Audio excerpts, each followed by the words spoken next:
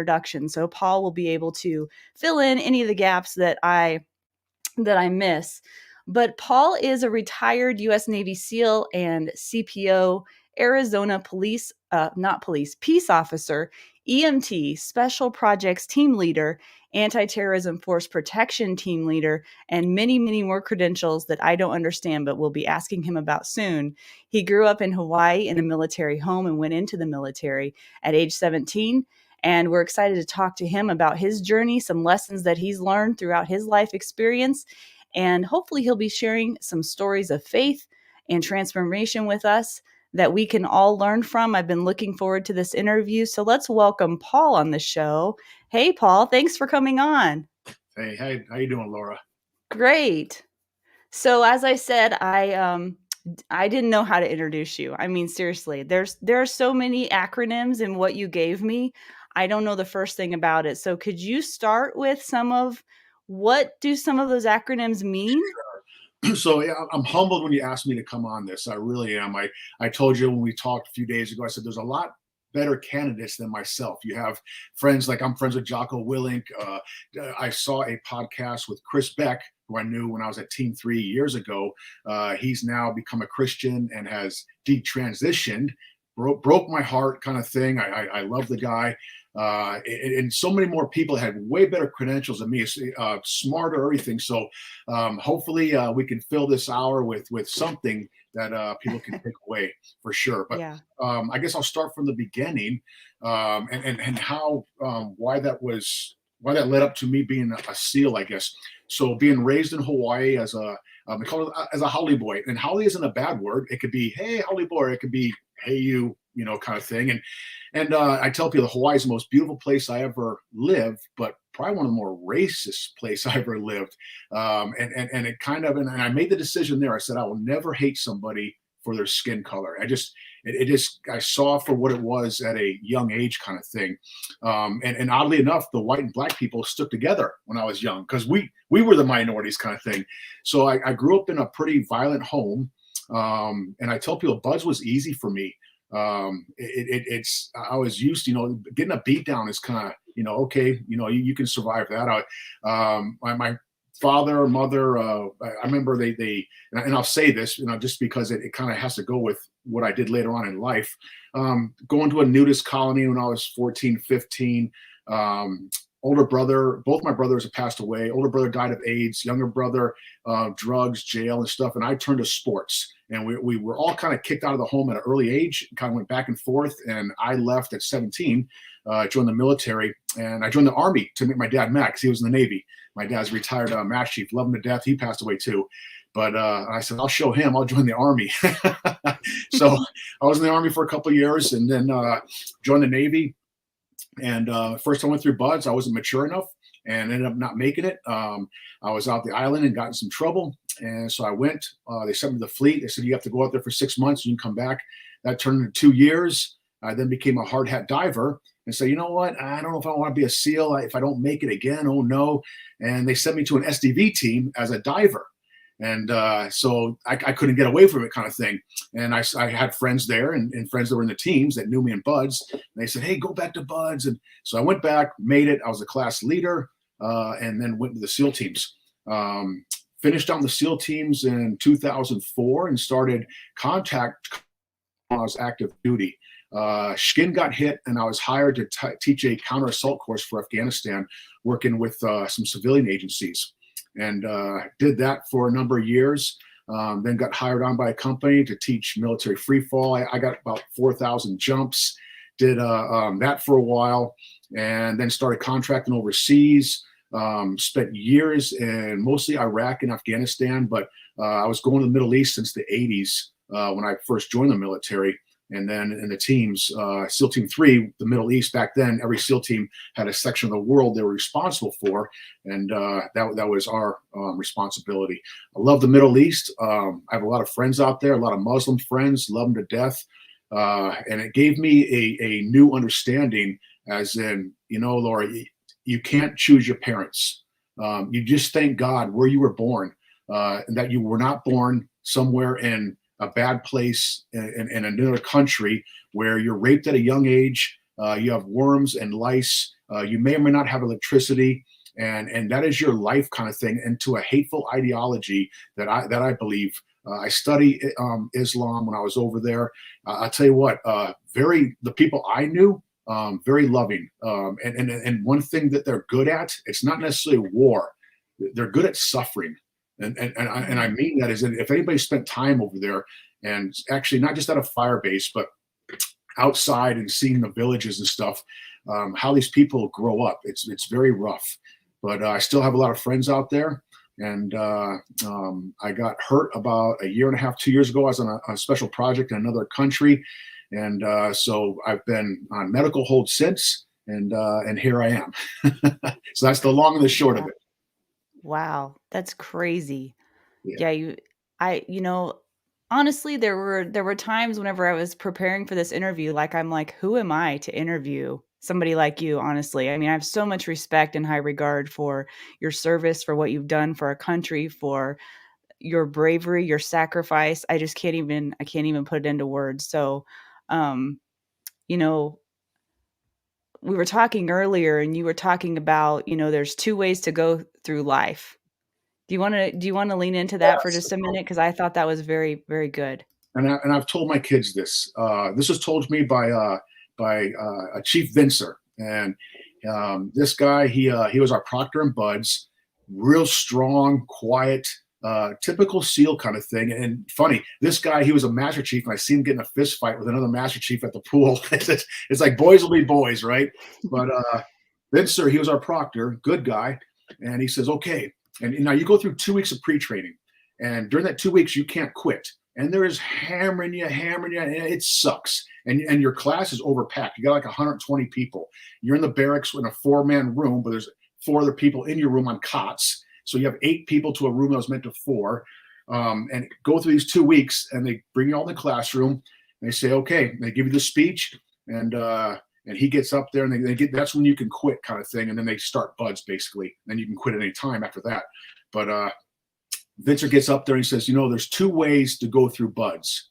The hard way, and he pauses, and now he's got my attention, because if there's an easy way to get through this, sign me up. If I can just get that Budweiser, that Trident, and that play volleyball on the beach, because that's all you know. You don't understand that, well, they're playing volleyball on the beach in the noon because they were working all night on a cold dive somewhere, and you don't see that part of the teams for a reason. And so he says the hard way and the harder way. And I didn't know what that meant. I didn't truly understand it till later on. I was going through buds. I was like, okay, we got a 4-mile timed run. We got a 2-mile swim. We got the O course. Let me save a little bit, because that way I can put out a little here, and it was actually harder when I said, you know what? I'm going to put out as hard as I can on every evolution.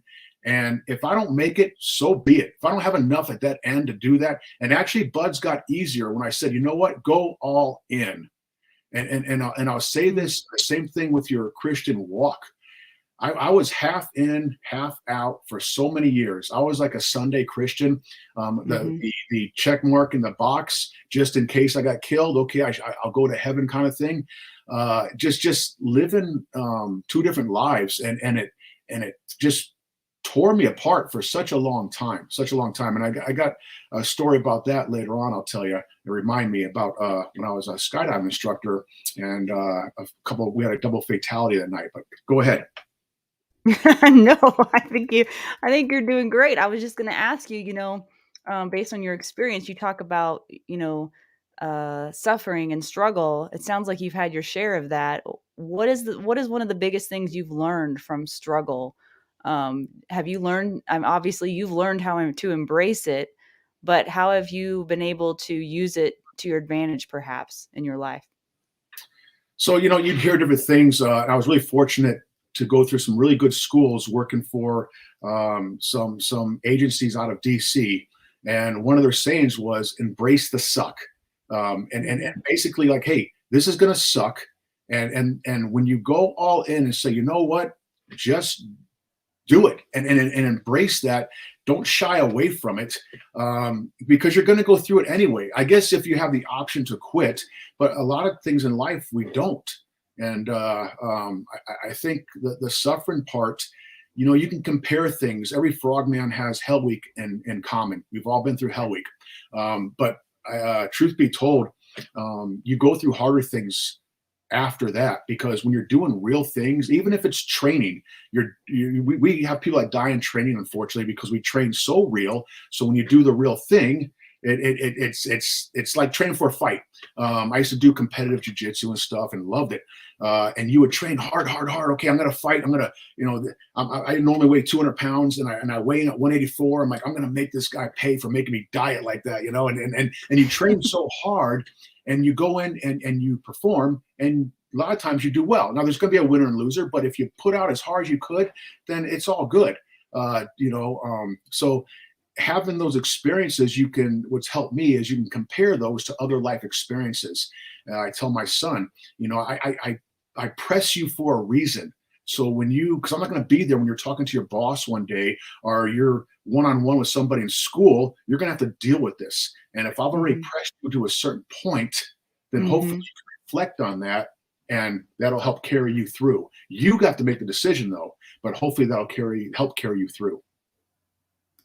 Yeah, I think that's so important, because we all go through that, on various levels throughout our life. And so, part of me says, what do I have in common with someone when like you? Well, we do have some things in common, just on different scales, I think, right? And Sure. I'm obviously at a different scale than you are, but they're very similar lessons to be learned on different levels.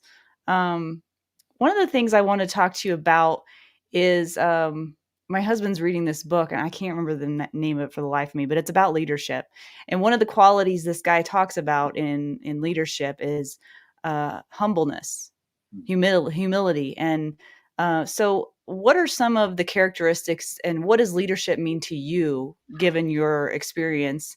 And obviously, you being a great leader in the eyes of many people, what does leadership mean to you? So I don't have a short answer to that. You don't I've have to.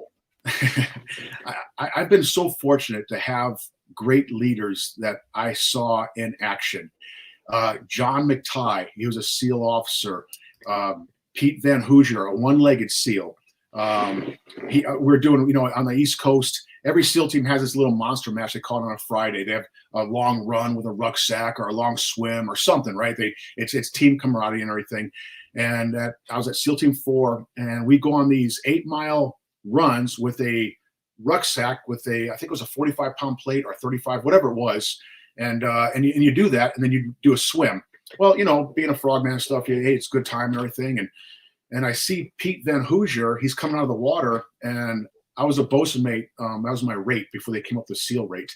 And he goes, "Hey, Boats." He says, "Hey, I think something's wrong with my leg." And his foot was backwards. He had his foot like the fin foot. He had a running foot because he had one leg, right? So his foot was backwards. I'm like, "No, sir, it looks good on you," kind of thing. And this is the guy who said, "Hey," he got all the chiefs together. I was a chief then. He says, "This is the required reading material you're going to do. It's going to help you be a better leader." Things like Gates of Fire, different. And here's what I've noticed too: the great leaders that I didn't really know it, they didn't really profess it, but were God-fearing men. I found out later on, kind of thing. John McTighe. Here's a guy who would serve. And I'm like, here's a commanding officer. What's he doing serving me, kind of thing? And as far as like his attitude and how I'm going to help you be better. He came to my house when I re-enlisted when I was a skydiving instructor out of Yuma. And I was trying to get to a special SEAL team. And he ended up going out there, or he was there and came back or something. But, here's a guy who travels all the way to Yuma just to re-enlist me. Guys that put out above and beyond, help my family out. We were talking earlier. He said, "Hey, while you're deployed, if Liz needs something, Pampers for the baby, whatever, let me know." And he wasn't just saying it. Here's a guy who's taking care of his team, which humbled me. It's very humbling when you're an E5 at a SEAL team and the commanding officer knows you by name and says, "Hey, I'm here to help you," kind of thing. You'd be an idiot and he's going to hammer you. And if and I was lucky because I got hammered a lot because I was an idiot a lot of times. But they saw something that was moldable, I think. And so they'd Mm. hammer me, but kept me around. Never Mhm. processed me out of the military because I was not salvageable, I guess. And I, I thank God for that. It opened doors for me afterwards with contract and everything else. I did executive protection before for a multi-billionaire. So this is a long time ago. I'll say what his name is. His name is Les Wexner, and he owns Victoria's Secrets and some other companies. So I do his maritime work, his yacht work, and people, oh, it must be nice, models. Like, no, we're on there with his family. He's there with his wife and his 4 kids, and you're basically doing whatever they want. You're escort them everywhere. You're keeping them safe from embarrassment or whatever. Oh, by the way, hey Paul, I want to go to lunch, over in France. I'm like, yes, sir. You're getting the limo, the helicopter, that you're setting all this stuff up, and a billionaire doesn't know the word no. And once again, the family itself was very humble. They treated me very well, and their security team. They didn't have to. So to answer your question, I picked up on a lot of these traits because I saw how I was treated, and they didn't have to. They could have treated me a little differently, and it would have been fine. But here are great men that set a good example for me, and that's carried into my own family life with my son. My son started calling me sir at a young age. I said, hey, I don't require that. Just call me daddy. He goes, oh, no, sir, I respect you. I mean, it was kind of strange, but I respect my son. It isn't something I just require from him, like you will say this or whatever. Like, no. Mhm. And that means that he in turn is respectful to me for sure. And it's helped me in my family life and give me a new understanding for sure.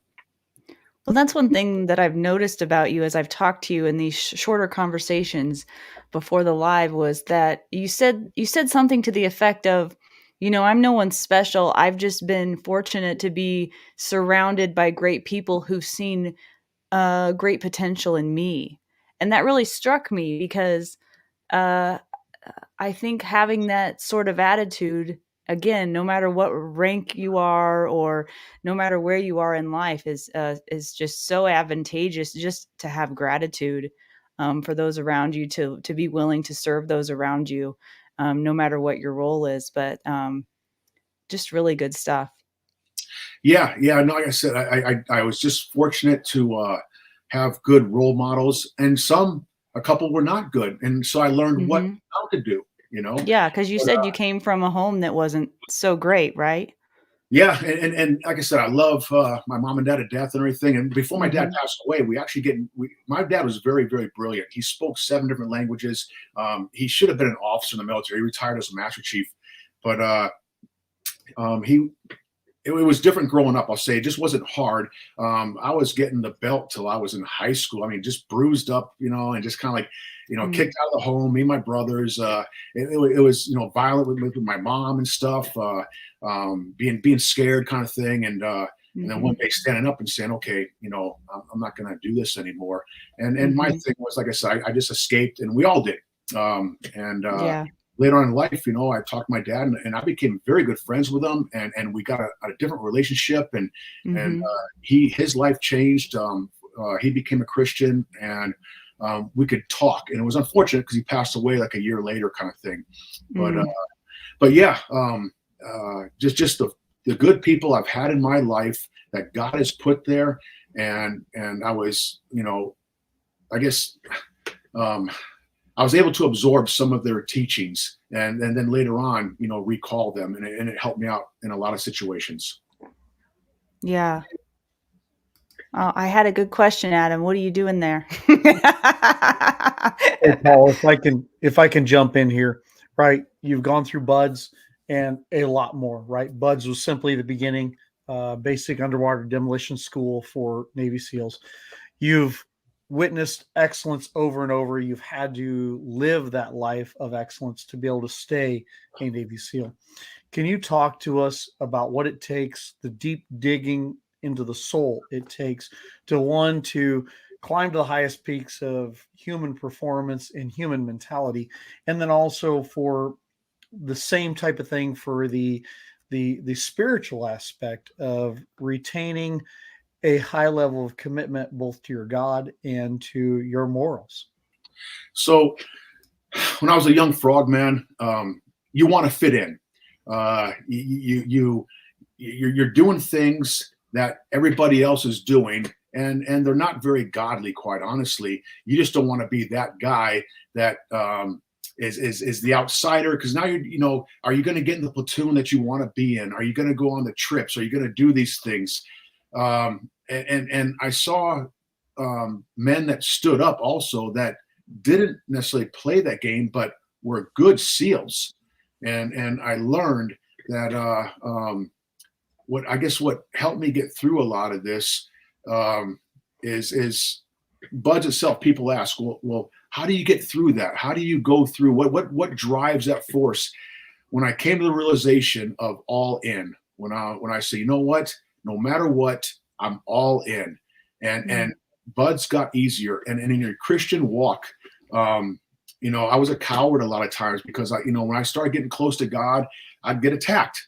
And I'm like, okay, bad things are happening and stuff. But if I'm living worldly, then honestly, there wasn't a lot of attacks. You still go through things, but not if you are doing what's right. And so I came to a point in life, I said, what am I doing? God is stronger than I'm giving him credit for, and he's allowing these things. He isn't like helpless or whatever. And what do I need to do? If I'm training for a job in a SEAL team, okay, my weapons, let me check. Okay, my comms, my intel, my uniform, I'm doing so why wouldn't I train on the spiritual side? Well, where do you get that information? You have to renew your mind, your spirit, by cleaning it, by getting into the word. You get surprised. I'm like, why am I going through this or this? Well, when I'm putting junk in my ears, what I listen to, into my eyes, the windows of the soul, things I'm watching I shouldn't be watching, well, then don't be surprised when you're trying to, go church on Sunday and live a different way every day else. It's not going to work. Same thing with being a SEAL. You're just not a SEAL one day a week. I'm in there on Saturday on a weekend. I'm cleaning my gear. I have it all spread out. I'm WD-40 my magazines or whatever. I'm getting things ready just in case. The Christian walk, you should be memorizing scripture. That's how you fight. Going to war, the training ops, everything, those are hard things. But what's harder is the internal fight inside, that flesh. And Paul talks about it.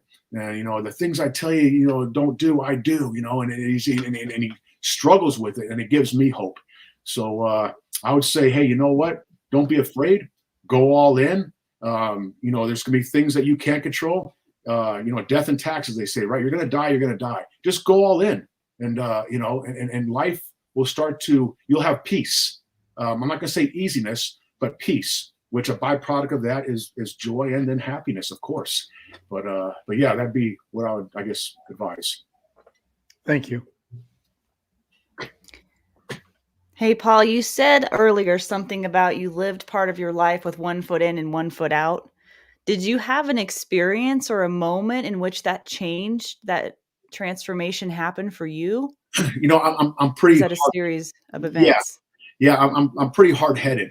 No God, way. yeah, it's been a blessing and it's been a curse kind of thing. I don't give up. I keep going. I'm driving. I'm just gonna. But also in other areas where I need to let something go and I don't. So I'll tell you a story that first got my attention where God was real. So I'm out at Yuma and I first get there and I have a couple hundred jumps. So I think I'm an expert pretty much. And I'm not, of course.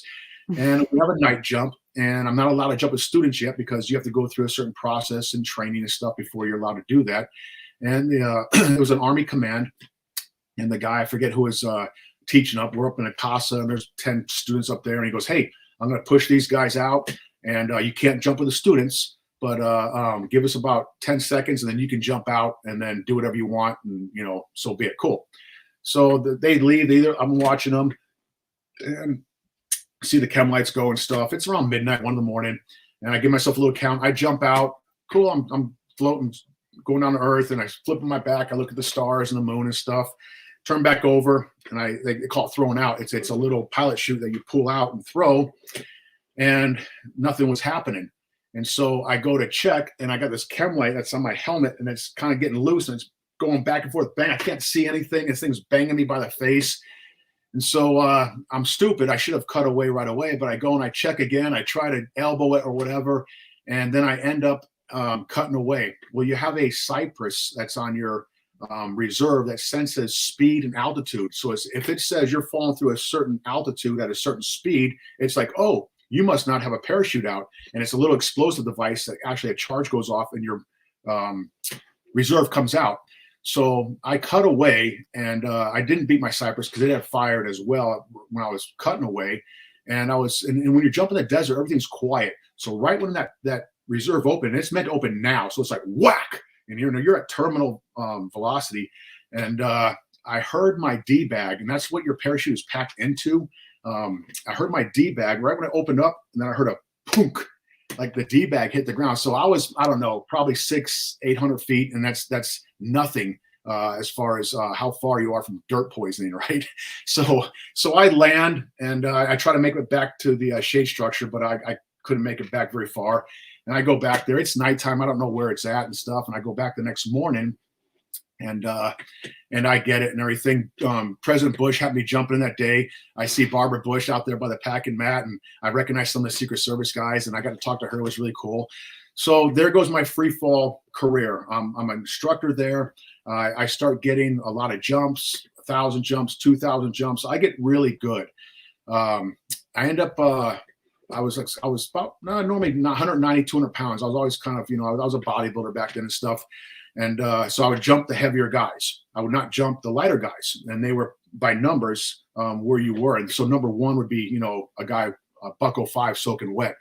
And he was a boat guy, but he had all these DVDs. And so I made friends with him because I wanted to copy him. Otherwise, I would have never known the guy. And I mention this because we had a fatality that night. And his name was Sean Mustard and my friend Chris Schaefer. So I got in trouble the day prior because I'm always getting in trouble, and I'm hooking it in or something. We had this little styrofoam cup with $1 in it. And so the deal was to try to hit that thing with your foot. And you get really good, And I had hooked it in real hard and came in. I got the $1 and stuff. And well, the sergeant major saw it. He goes, "That's it. You're grounded." I'm like, good. I didn't break anyway. So I had to pull dirt, they call it, that night. And I'm watching the guys get out of the airplane, and I'm calling in the radio. Yep, 10 good canopies, blah, blah, go on through the night. Well, I hear a whack kind of thing when guys jump out. And I'm like, wow, that sounded like a hard opening. But at the time, I wouldn't have known that in the ground, but I didn't put it together yet. And I see some kind of chem lights kind of go like that, and don't think much of it because I still have 10 or 12 good canopies, whatever it was. And students are landing, they're calling in, I'm checking them off and stuff. It's nighttime. And I see an instructor canopy that's going downwind. There's no wind, but he's going downwind. Yeah. I figure he's probably chasing a student or something. And so all the students, there's nobody left in the air. They're still checking in. I tell one of the instructors, hey, can you take over for me? I'm going to go on the four-wheeler and go get one of the instructors so you don't have to walk back. He's like, cool. So I go out there, and now I'm out there, and there's nothing. And you get that weird sense kind of thing. And I mean, it's very quiet, and I'm driving around, and I turn the machine off in case, he's hurt or something. I can hear him, cry out for help or something, and nothing. So I go around, I'm looking for this guy. And then I see a shadow of the canopy that's completely downwind. And I just finished EMT school and stuff. And I get off the four-wheeler, I run up there, and he's probably 500-600 meters from the shade structure. So you can't see him. It's a desert with scrub brush and stuff. And it's my friend Chris. And I roll him over, and his face is completely concave, busted up. I mean, it was just a mush. And right away, it was like, oh, I don't want to put mouth on him. I kind of laughed myself a little bit, I'm like, good grief, that's the first thing that came to my mind. But he was dead. He was obviously dead. And so then I called back, and you don't want to say that on the radio. I said, hey, I need a corpsman up here. Give me an 18 Delta. And so they come running up, and they know what the deal is. And they said, hey, we're missing a student also. I'm like, what? And so we had good canopies, but what happened was, we think what happened, you can tell by the blood spray on the canopy and stuff, they hit in midair. One was maybe pulling his parachute out, started slowing down. The other one went through it. Hard to say what happened, but one hit the other, knocked it so hard, maybe the pins came out or whatever. So they were both dead under canopy. Full canopy, brakes stowed, and just kind of, going into the ground. So found Sean. Sean was about 2 miles away because he was lighter, so he had a bigger canopy, and he's going to go farther. And so the next day, so I started drinking kind of thing. And the sergeant major comes up to me and says, hey, we still got a day of, or we still have the night jumps. We can graduate these guys. Should we wait? Well, he's asking me. And I said, well, I think we should get these guys in the air right now. And I didn't want to go in the air. I was like, I just wanted to break, but no, and the right call was to go up there now. He goes, yeah, you're right. We need to get up there. So we got the students up that night. We got them all there. We had about 10 or 20 of them just quit. I mean, double fatality, right? They just quit. And there was a new instructor there, my friend Jeff, and he was new there, and he looked kind of freaked out about it, and I was freaked out. I just wasn't saying anything, and I said, "Hey, want me to take your stick up for you?" And I already finished my I jumped my guys. I'm like, "Yes, I cheated death again. Like I don't have to jump tonight. I'm good." And he goes, "Yeah, if you could take my stick up." And I'm like, "Oh," I was thinking to myself, like, I'm like, "Yeah, no problem." So I took his stick up and came down and stuff. And I went to Mexico, and I stayed there for like 2 or 3 days. And I was just drinking, and I wasn't really drunk. It was weird. I wasn't sleeping. I wasn't eating. I was just drinking. And a Marine comes to my house, and one of my friends, and he's like, "Hey, man, you got to get to work, and blah blah. Like, let's get you right." And so I go to work, and there's a psychologist there, and some lady, and she's like, "Okay." I'm like, "Oh, good grief, this is all we need, right?" I mean, and it wasn't going over well. And so the widow, Chris's wife, came up to me and said, "Hey, Paul, Chris had his wedding ring on, but it wasn't on his body." I said, "Hey, look, we take our jewelry off when we jump, because if I'm hanging on a ramp or a door, if I'm flying video or something, if you have a ring, it can get caught and you can lose a finger." So I said, "Don't wear jewelry." And she goes, "Well, he always wore his ring." And I said, "Well, okay, we'll take a look." And so I got the boys together. I was kind of a ringleader wherever I went, right? I was just how that works. Got the boys together. Yeah. And I said, okay, we spread about 100 feet apart, and we're on the desert floor, and there's scrub brush and stuff and no trees, but you can't see past 20 or 30 feet as far as, looking out there. And I said, let's just walk like for a mile. And I'll realize that happened up at altitude. I'm not sure, we're guessing 4,000 feet or maybe, 6, whatever it was they were pulling at. And they went in different directions. And that ring, if that's where it came off because of the violent impact, who knows where it is? It'll never be found, right? Yeah. I have a Tupperware container of wine I'm drinking. Like I said, I've been drinking for a few days. So I'm drinking on the job kind of thing, and walking down the desert. And we've been out there about an hour. I'm walking. I'm like, okay, this is about enough of this. And something tells me to look down to my right. And in a half buried scrub brush was his wedding ring, halfway buried. And it wasn't shiny like a gold. It was gold. It wasn't like glaring at me. And I've told the story 2 or 3 times before, and I would cry. I don't now. I thank goodness. It just, for whatever reason, it broke me. And I think because God became real to me at that moment. Like, hey, you need to get your act together. You're still here. There's things that need to be done. And found his ring and was able to give it to the widow. And that wouldn't be the first time that's happened to me. Later on in life, I was in Hawaii. That's where I'm from. Me and my wife were on vacation out there because we live in the mainland now. And I'm walking along the beach down at Waianae Rest Camp, and it looked like a bottle cap that was, as the waves come up kind of thing. It's like an inch of water as it comes up and goes back down. It looks like there's a bottle cap or something in the sand. So I reached down, pick it up, and it was a ring. And it looked silver, kind of like costume jewelry. And I'm like, I'll just take that with me, and then I'll see what it is later on. So I go back to the cabin in the afternoon. I actually get my glasses and look at it, and it has like a P and an L or something, and it has a Bible verse. And I'm like, So I look it up. Well, it's platinum, right? And unbeknownst to me, platinum's expensive. And this was a huge, like, it was a big wedding ring. And so I go to the front desk. I say, hey, we went home. That's right. So I go home to Maui.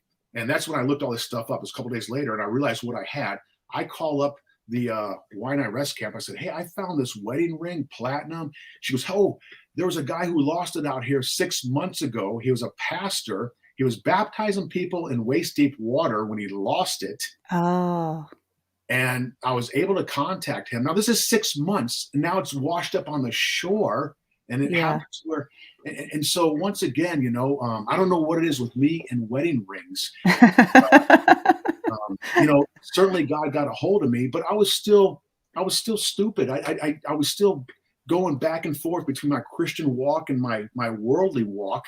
And it was such Hmm. a struggle. It was bad in my marriage. I met my wife in high school, been with her since she was 17, and love her to death. We have a beautiful marriage, but only when I realized what my job as a husband was. I thought it was, hey, we make babies and we do this. I provide the money, and but no, and what being a man really is, and I didn't really understand it. And I tell you, you get into the Word and it explains it, and then your marriage gets good.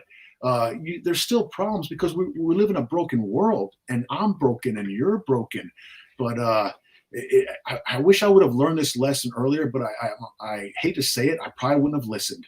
And so that I actually made a decision a couple of years ago, and I said, you know what, I need to get my act together. And me and my wife were on the verge of just kind of doing one of these once again. And we both, my wife is an incredibly strong Christian now.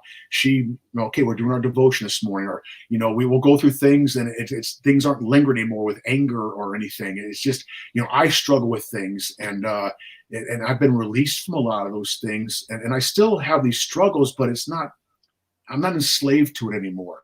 Mm. And I was for such a long time. And I just thank God that I'm not.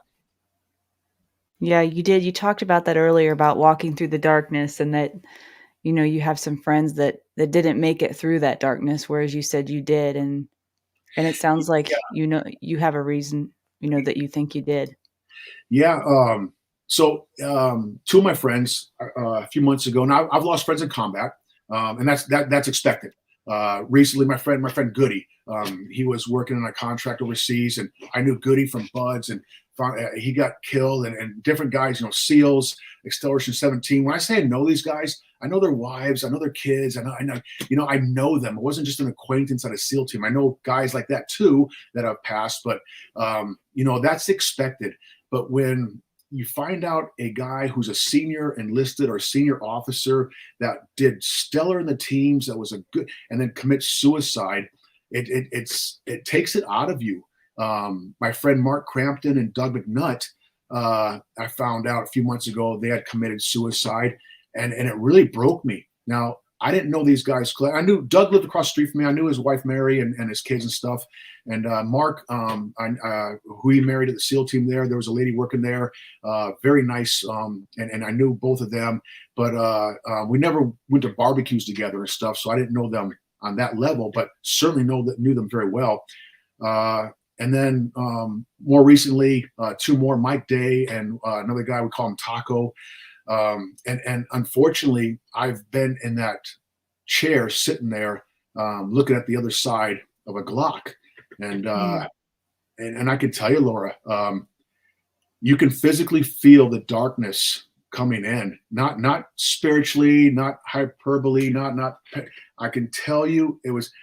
And my wife found me, and she got upset and like, what are you doing? And started like yelling at me, kind of thing. Like, and that's probably what I needed. Not like, oh, okay, like, what are you doing?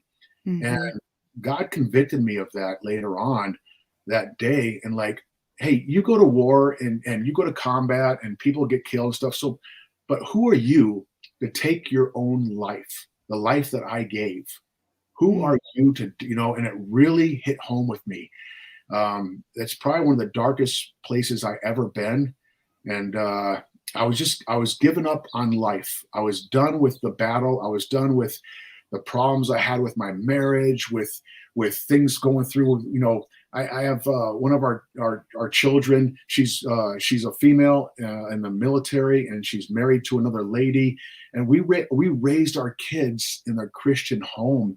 and things. I was done with the world, Laura. I was done.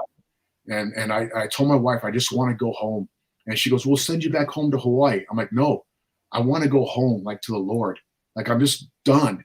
And God spoke to me later on. And it's like, this life has been kind of like a continual hell week. Like, hey, hang in there. You're almost there. We're almost there. And I see things going on today that you can arguably say, well, you could say the end times were a decade ago, or 1,000 years ago, or 2,000 years ago, but no, never before has it been on a global realm where it's just not our nation somewhere else. You have a global push for this one world religion, currency, the wokeism, we're going backwards. Hey, your value is your skin color, not your character. It's just, when I used to do a lot of jujitsu. I told you, loved it. On the wall there, and any saying from Confucius or Buddha or whatever, those aren't from those guys. You get them from the Bible, and that's where you can see it. Like, no, that comes from the Bible. But one of the sayings that his name is Frank Cucci, great SEAL, God-fearing man, one of my mentors as well. And I love Frank because as a man and a SEAL, if I had a problem with him, he could we weren't gonna get fired unless you were really stupid, but you could hey, let's take it out on the mat. And I appreciate that, And then Frank had told me one time, he says, don't mistake kindness for weakness. And he had this saying on his wall. He said, be careful of your thoughts, because your thoughts become words. Be careful of your words become actions, and your actions show your character. And that was on his dojo wall. That's biblical. It talks about the birth of sin, and I forget where it's at in the Bible, but when temptation, when you entertain that, and then you birth out of that sin. So these are all biblical principles. And looking back, like I mentioned earlier, about these great men that were instrumental in my life, these were biblical principles, but for sure. And the things that we speak now, I have peace knowing that the word will not leave void. And I don't know what's heard and what's not, that I just trust God that his will be done. Amen to that. Yeah, the guys that knew me in the teams years ago would not know the Paul today. I'll tell you that. It's just, I was always, if you weren't laughing, you were crying. You do a lot of hard things in the teams. I was talking to my friend Lou Langlis. He got killed in Extortion 17, and I was in Green Team. I was teaching jumping. I was a contractor. I was never there as a shooter, but I was there contracting and around really good guys. And Lou was like, yeah, man, I'm down with Jesus, kind of thing, And we used to call Lou Lucifer. That was his nickname when we did together in the Middle East. And we were wild back then. It was wild, right?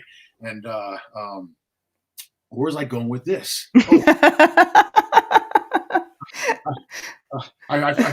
My mind goes sometimes, but that's all right. That's all right. But anyway, go ahead. Well, we've got a few questions here. So guys, we're getting towards the end of the broadcast here. We've got a few questions, but if you have anything you want to ask Paul, I have a feeling he won't be afraid to answer it. So put whatever your question is in the comments, and we'll get to you here in just a second. Are you good with that, Paul? Do you want to go to the Q&A here and see what questions people have? Let's play Stump the Chump. I mean, I'm good. Spot. Oh, this is awesome. Okay, so let's see. It looks like Adam put, Paul, what do you advise that people need to do to be a high performer in both life and as a shooter and defender, yet also maintain a strong relationship with God? So people confuse, and I mentioned earlier, kindness and weakness.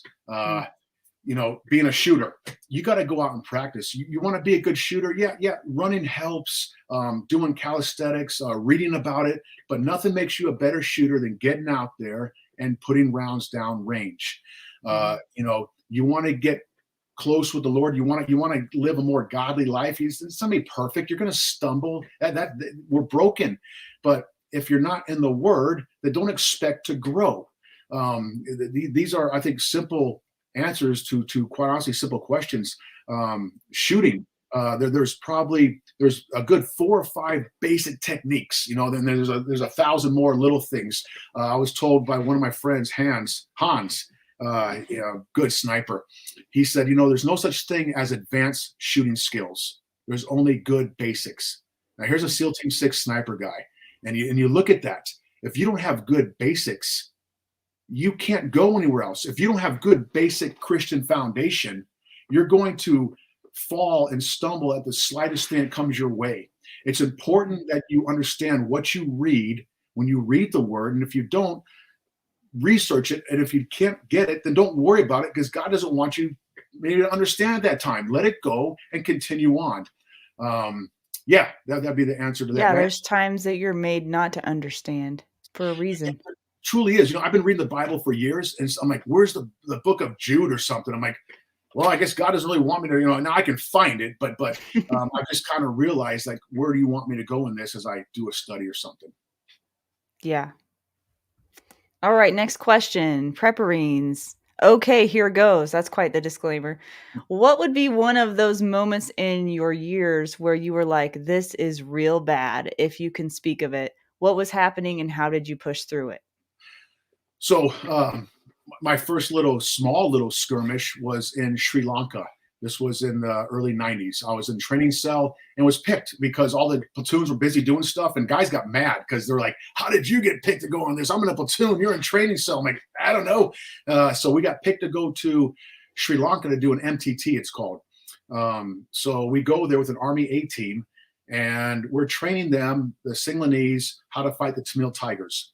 This is a real thing. So we train them during the day, and at nighttime they're going out, they're doing stuff, they're coming back, we debrief them, okay, what happened and stuff. The Spetsnaz were training the bad guys up north in the Jaffna Forest, and we were training the good guys further down south. It was such a mishmash of stuff. You had an AK, a magazine, I don't even think we had a pistol, and you had if something really went bad, try to make it to the embassy kind of thing. I mean, the E&E plan was shaky at best. It was kind of, this is the early 90s, right? And we're teaching Vietnam tactics. I've never been shot at before. I'm a new guy, basically. I've done a couple platoons, but I'm by no means a seasoned vet. Not after, after 9/11, all that stuff changed. But everybody got bad fever one night, and Jocko was there, Jocko Willick, and a few other guys. And one of the mass chiefs was there, and he goes, hey, you look like crap, dude. And I was throwing up and everything, both sides and stuff, and just horrible. And he goes, hey, I'll take your squad out on patrol if you want to just hang back. I'm like, cool, man. So I had my AK. I'm by this bush. It's kind of raining a little bit. I'm just trying to sleep. I'm like, my stomach hurts and everything. I'm like, I just want to die right here, basically, right? You're just sick, right? And so I'm in the bush. I'm kind of just trying to get some sleep. And I hear this. I'm like, what's going on kind of thing? I kind of wake up. I come to. I see guys sprinting past me, right? Like Bugs Bunny and the Tasmanian Devil when the animals are coming by. And my friend Matt Piotrowski, Warren Piotrowski, he's a short little fat guy. He's just running. I'm like, hey, what's going on? He goes, what do you think is going on? We're being shot at. So I grab my gun and we get online, and we're out in the open. There's like rice paddies and stuff, and like it's like a field and another part of the forest. So the Sinhalese come up and he's like, hey, Mr. Paul, what's going on? And I said, hey, he's coming from over here, whatever. I see one of the Army guys get up and he runs out in the open. And like, as a SEAL, we're taught to never let somebody go by themselves. And I just automatically went with him, stupid, and dived down by this dike kind of thing. I'm like, what are you doing? And oh, it's blah, blah, whatever. So anyway, at the end of the little thing, and we're not even sure what it was kind of thing, what was going on. But I felt really alone because nobody was going to come and get us. We were by ourselves. And this is when the whole Clinton thing came up about, I did not have sexual relations with, and I'm like, nobody cares. I felt real alone kind of thing. Like, no one's coming to, you don't have fire support on a ship somewhere. You're not calling in on a helo or nothing.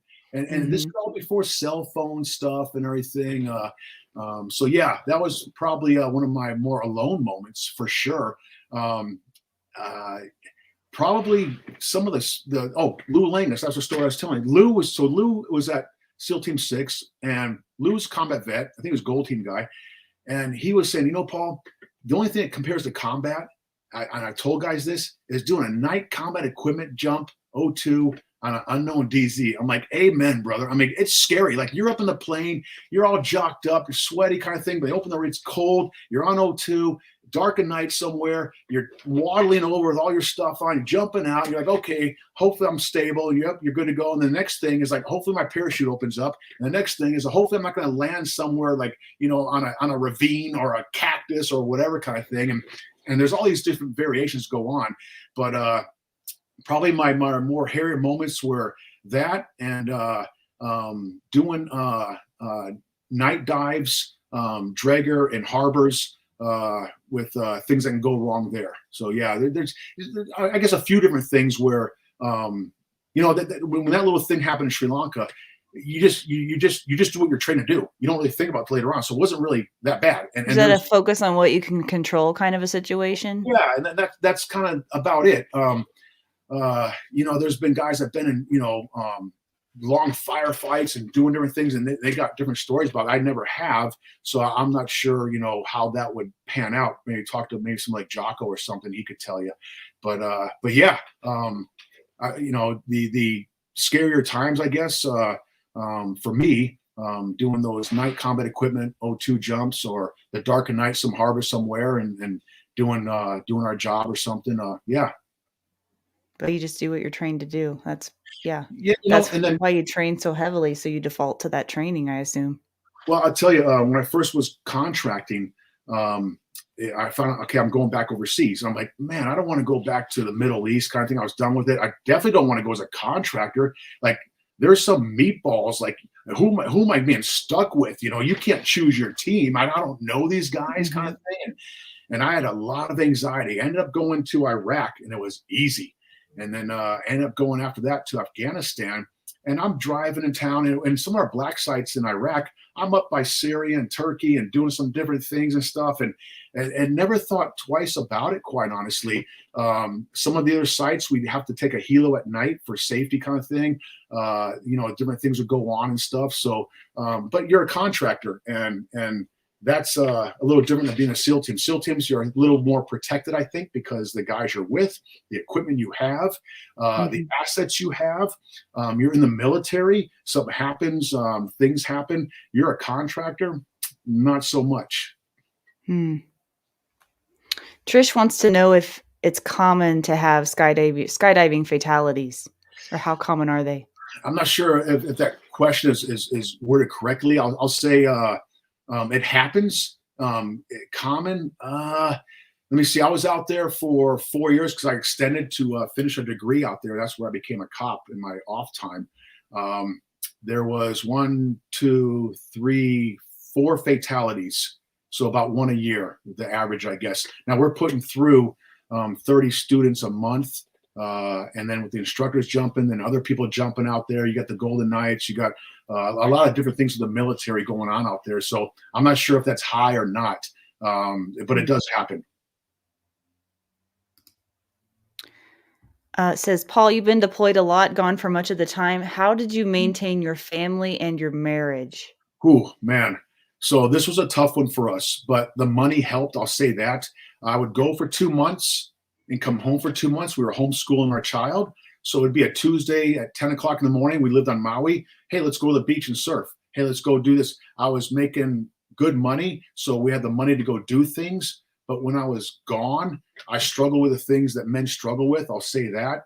And it was tough. One way it was really good for my marriage because I'd come back and it was like a honeymoon again. Me and my wife, we didn't argue about little things like the coffee maker wasn't working or something.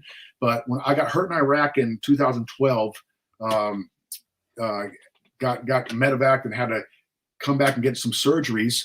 And I was home for about a year and a half.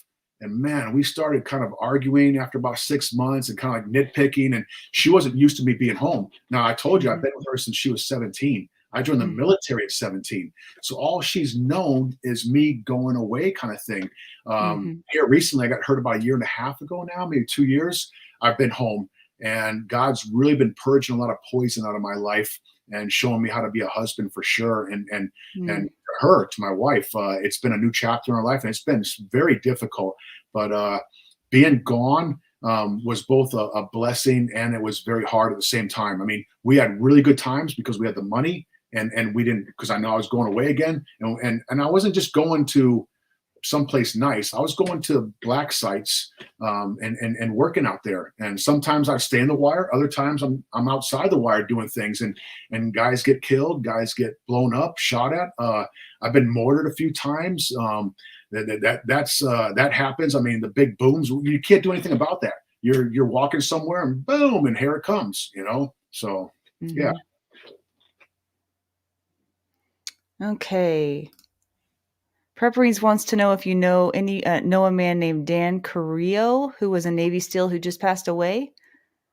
So I know Taco just passed away. I can't remember his real name. If that's who he's talking about, committed suicide. I think it was last week. If that's the guy he's talking about. Okay. The George Washington picture behind you, would you tell us about that and why you chose that to be behind you for this broadcast? So one reason was because this is my bedroom and I have stuff behind there, and I'm not sure who can see what kind of thing. So I had that picture up, and we moved here a couple of years ago, and we still are unpacking. The George Washington picture behind me, man, he's praying at Valley Forge, and if you Google that, there's actually a spy that's watching this behind a tree. There's a complete story behind this whole picture, and the spy was sent there to kill him. And he hears George Washington praying for his enemies. And this breaks the guy. And the guy doesn't kill him, of course. And it's an amazing story. Google it. And it's very good. Yeah, one of my heroes. Wow, that's cool. Yeah. Laura wants to know, she says, I'm studying Exodus. Do you have a favorite New or Old Testament chapter or story that speaks to you? I'm a big Genesis fan. I love studying Genesis. That's where it all happened. And I think the whole Bible hinges on Genesis, I think chapters 1 through 7 myself. Old Testament can be kind of hard sometimes to read. There's a lot of good stuff in the New Testament I've been following, but I like Genesis. I like the 7 days. I follow Ken Ham. If you ever heard of him, Answers in Genesis. He has the real life ark in Kentucky. It's a real life arc, and he goes over the whole thing with why it's important to understand it's 7 literal days and not evolution. And so that's Genesis. Cool. Well, we are technically over the hour, but I mean, I could spend hours and hours talking to you, Paul. Is there anything that you want to leave our audience with tonight, maybe that we haven't covered yet, or just something on your heart that you wanted to share before we leave? Yeah, don't quit. I've quit before, and you quit once, it gets easier to quit again. But also knowing that I don't ever want to visit that again. Stay strong, because a righteous man falls 7 times and gets back up. You stay in the fight, spiritually and physically. God has blessed us with things, with a body, with this world, even though it's broken. We're here to take care of it. Take care of yourself. Do what you can. You have control over working out. You have control over your mind, what you see and watch, what you study. You don't have control over if you're driving to school or work one day and somebody hits you and you get killed in the crash. You don't have control of that, so don't worry about it. Keep strong with life and keep in the fight. When you fall, you get back up and be the frog man that God called you to be, or the frog woman. I love that, Paul. Well, thank you so much for your time. You've been an absolute pleasure to have on, and boy, that hour went by fast. I talk a lot. I apologize. Good grief. It's like a lecture I give one of my kids. No, I've enjoyed every minute of it. I think our audience has too. Everyone has pretty much stayed to the end of the whole thing here. So I think it's been time well spent. And again, thank you so much for your service. Thank you so much for your time and for your heart and sharing it with us tonight. I appreciate it. And it's very humbling being on your show. And hopefully somebody got something from this. And thank you very much for having me on. Thank you. All right, guys. So I'm going to let you know what we're going to expect for next week here real quick. I did want to shout out again about the Defenders Live website. But hey, if you guys want to help support Defenders Live, go to defenders-live.com. You can support it in so many ways. You can go to the partners page, and anything that you purchase there will help us spread our message to more people, reach more people. We're very passionate about what we're doing here. And so I won't preach to that other than just say, please go to defenders-live.com. Next week, we are going to have Robin Sandoval from A Girl and a Gun on. We had Robin Sandoval on, I think, last summer sometime, but Robin wants to come on and speak a little bit about the national conference that's coming up in Colorado, and what to expect as far as the lineup this year is concerned, and classes that you guys can look forward to taking. And so that's mostly what we'll be talking about next week. I'm sure I'll pull a few other cool things out of her as well. But that's what we'll be doing next week, April 12th. Join us then, Wednesday, 7 p.m. Mountain Time. We hope to see you then. Until then, take care.